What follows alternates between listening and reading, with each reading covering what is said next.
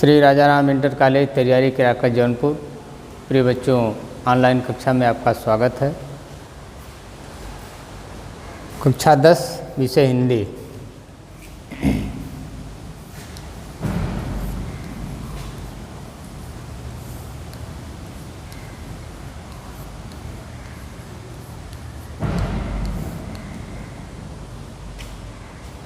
अब हिंदी विषय में देखिए, आज हम लोग पद्य में पढ़ेंगे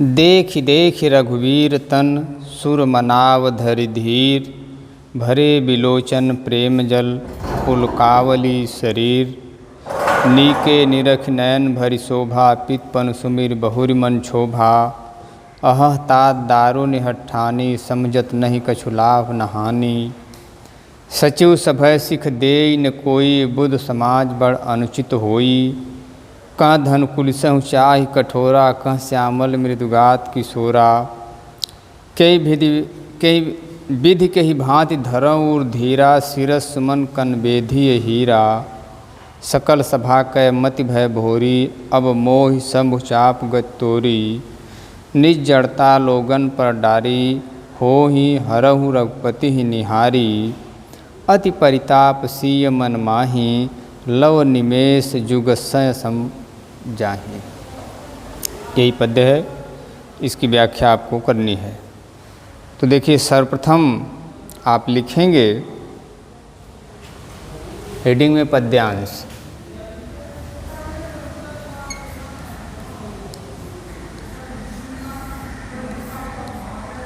शुरू का 2 शब्द डैश डैश करके अंत का 2 शब्द। देखि देख,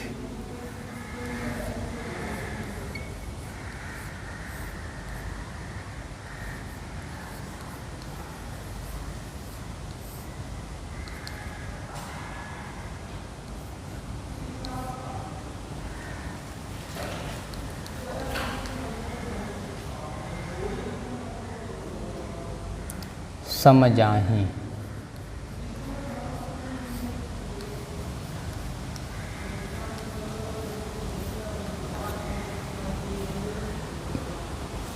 फिर हेडिंग देंगे संदर्भ,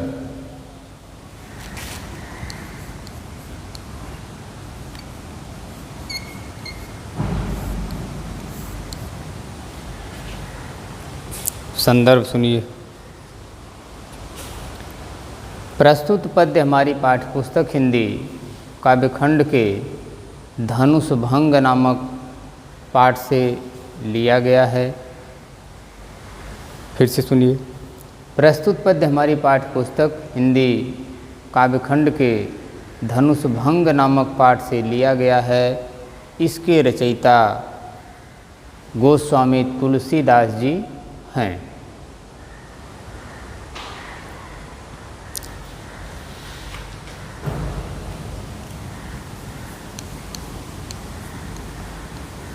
अब हेडिंग देंगे प्रसंग।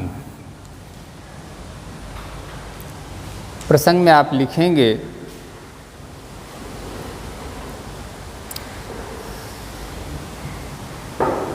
कि इस पद्य में धनुष यज्ञ के मांगलिक अवसर पर श्री राम जी धनुष के निकट मंच पर पहुँचे तो सीता जी व्याकुल होकर के उनकी सफलता के लिए देवी देवताओं से प्रार्थना कर रही हैं। ठीक है, प्रसंग एक बार फिर सुन लीजिए। इस पद्य में धनुष यज्ञ के मांगलिक अवसर पर श्री राम जब धनुष के निकट मंच पर पहुँचे तब सीता जी व्याकुल होकर उनकी सफलता के लिए देवी देवताओं से प्रार्थना मन ही मन प्रार्थना कर रही हैं। ठीक, फिर व्याख्या लिखेंगे।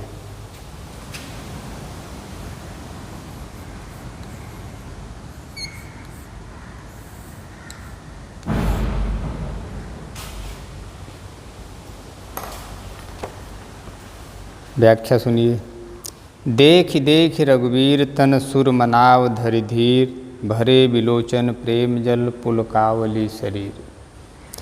कवि कह रहा है कि सीता जी श्री राम की सुंदरता को देखकर हृदय में धैर्य धारण करती हुई देवताओं से मना रही हैं, जिससे उनके नेत्र प्रेम के आंसुओं से भर गए तथा उनका शरीर पुलकित हो गया। नीके निरख नयन भरि शोभा, पितपन सुमिर बहुर मन शोभा। सीता जी श्री राम की सुंदरता को देख करके तो प्रसन्न हैं, लेकिन पितपन सुमिर बहुर मन शोभा, लेकिन जब पिता की कठोर प्रतिज्ञा की तरफ उनका ध्यान जाता है तब मन दुखी हो उठता है और वे कहने लगती हैं, आह तात दारुण हठ ठानी। अरे पिताश्री तो यहाँ कठिन हठ किए हुए हैं, समझत नहीं कछु लाभ न हानि। इस समय वे अपने लाभ और हानि के बारे में भी कुछ नहीं समझ पा रहे हैं। सचु सभय सिख दे न कोई, तथा सभा में उपस्थित जो मंत्रीगण हैं वे भी इस समय डरवश उन्हें उचित राय नहीं दे रहे हैं। बुद्ध समाज बड़ अनुचित हुई। यहाँ ज्ञानियों की सभा में तो बहुत अनुचित हो रहा है।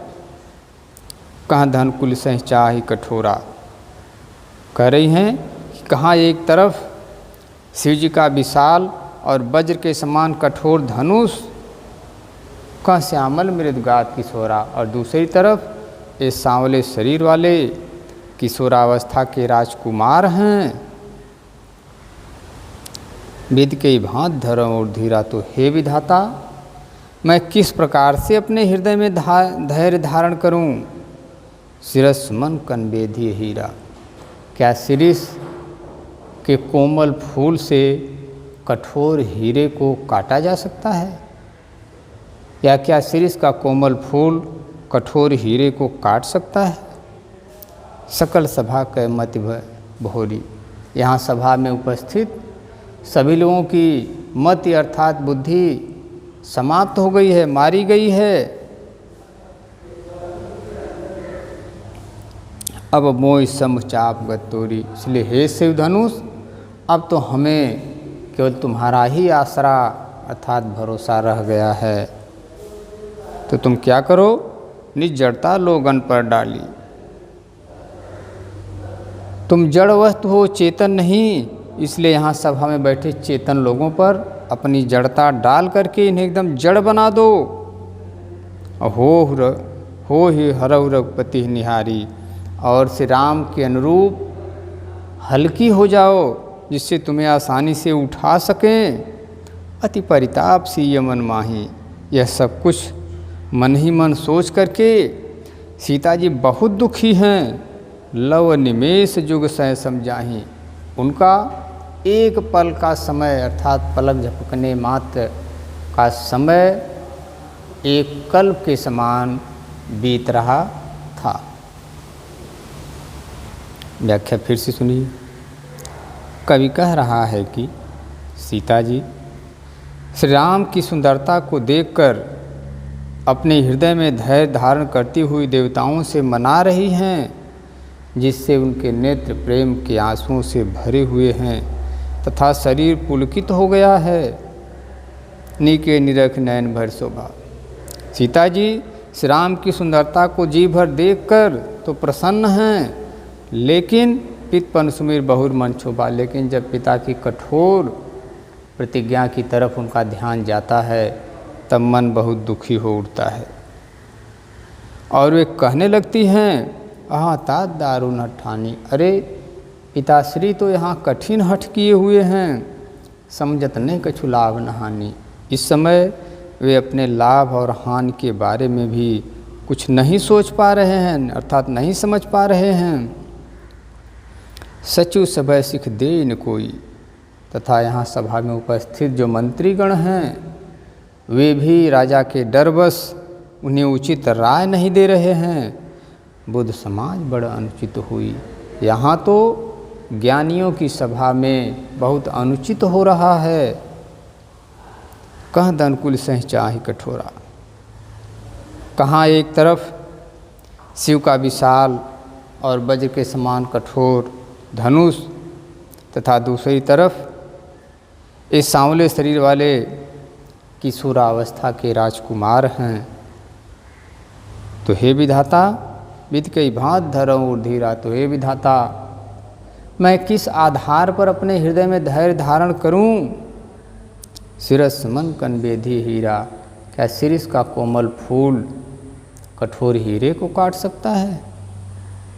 सकल सभा कै मति भय भोरी, यहाँ सभा में उपस्थित सभी लोगों की मति मारी गई है। इसलिए हे शिव धनुष, अब तो हमें केवल तुम्हारा ही आसरा अर्थात भरोसा रह गया है। निज जड़ता लोगन पर डाली, तुम जड़ वस्तु हो, इसलिए यहाँ बैठे हुए चेतन लोगों पर अपनी जड़ता डाल दो। हो हरहु रघुपति निहारी, और श्री राम के अनुरूप तुम हल्की हो जाओ, जिससे तुम्हें आसानी से उठा सकें।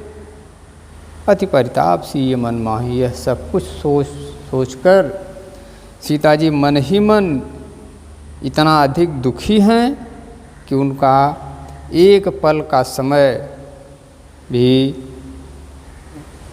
एक कल्प के समान अर्थात 100 युगों के समान बीत रहा था।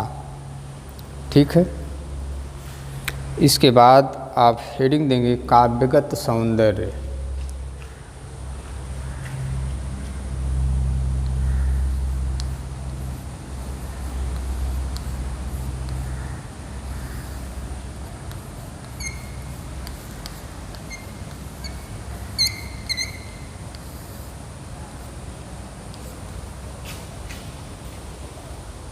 काव्यगत सौंदर्य में बच्चों लिखेंगे नंबर 1 में काव्य की सुंदरता यानी विशेषता। नंबर 1 में आप लिखेंगे कि इस पद्य में सीता जी के मानसिक विक्षोभ का वर्णन किया गया है। इस पद्य में सीता जी के मानसिक विक्षोभ का यानी मन के दुख का वर्णन किया गया है। नंबर 2, इस पद्य की भाषा अवधी है। और नंबर 3, इस पद्य में दोहा और चौपाई छंद है। और नंबर 4, इस पद्य में करुण रस है। नंबर 5, इस पद्य में उपमा तथा रूपक अलंकार है। धन्यवाद।